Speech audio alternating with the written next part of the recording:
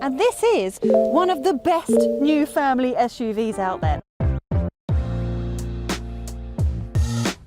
The Kia Sportage, something of a game changer for the once fledgling Korean brand. They have sold hundreds of thousands of the things, and rightly so, and now got a new one.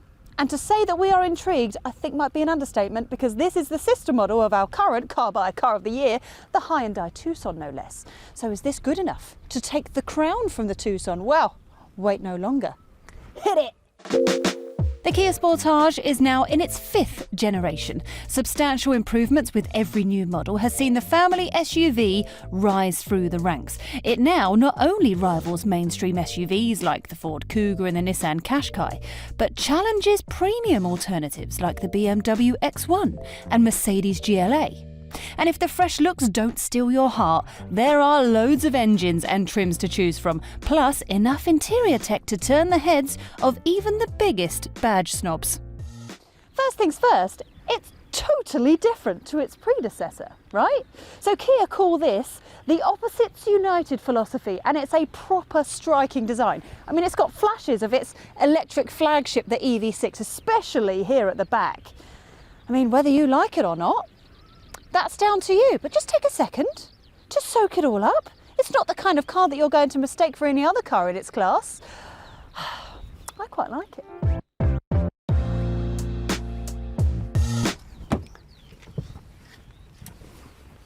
If you ask me, I think this is where the magic's happened. I mean, it's not like there was anything wrong with the old Sportage, but in here it feels like there has been a monumental step change. It actually makes the Volkswagen Tiguan look quite boring inside, because now we've got this lovely screen that sits nice and high up on the centre console. Now on higher spec trims like this one, it's accompanied by a very nice 12.3-inch digital instrument cluster. Now these two screens are joined together by a long black bank, which is taken from the EV6. Oh, I think it just looks so nice.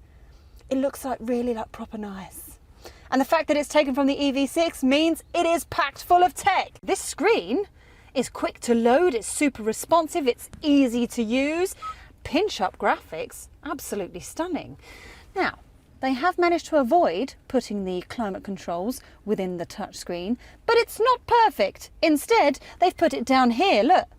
Ta-da! It's on a touch-sensitive bar, but I do like the fact that you can change the temperature via a twisty knob. Yay! It means that you can actually change the temperature without looking.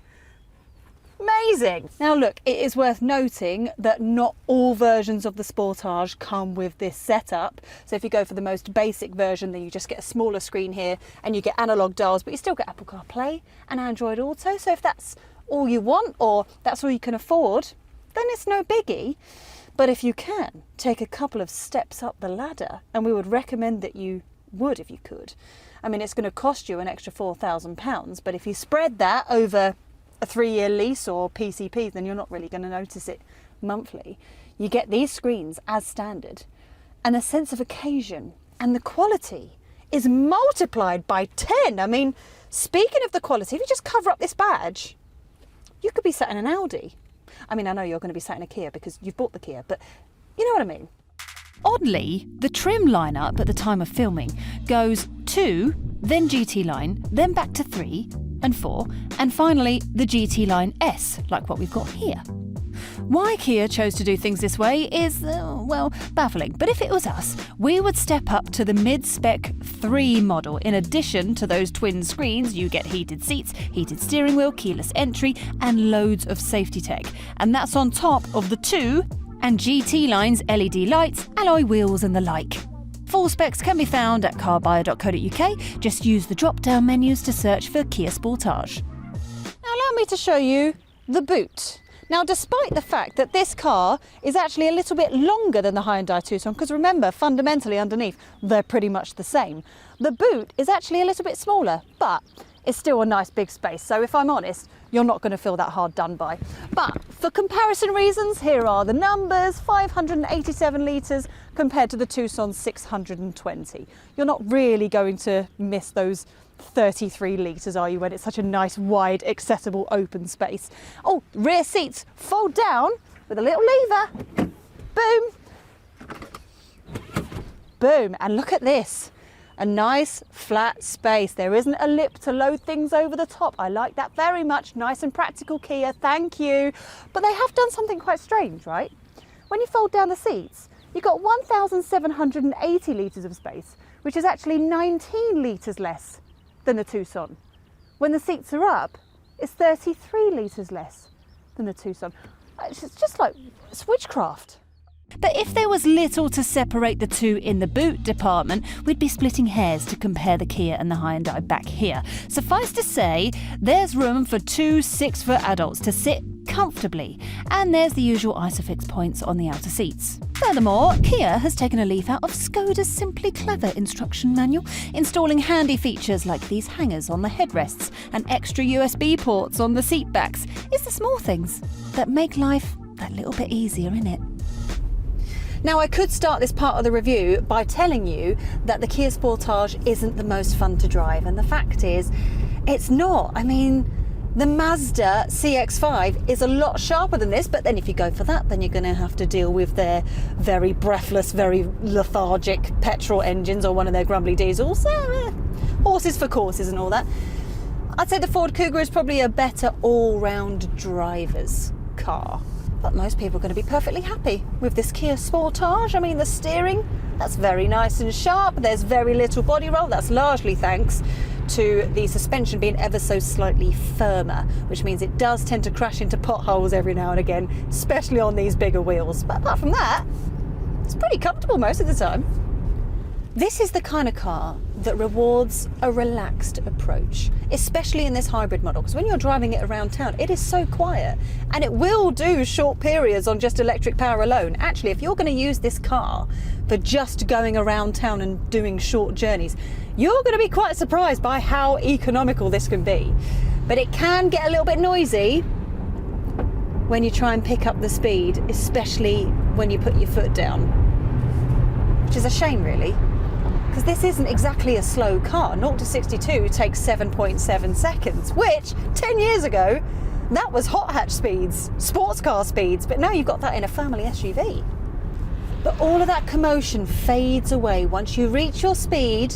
It's a really nice, refined drive when you're on the motorway. And actually, if you are like everybody else and you listen to the radio while you're driving, you're hardly going to notice the road or the wind noise at all. All things considered, we reckon this hybrid is the pick of the range.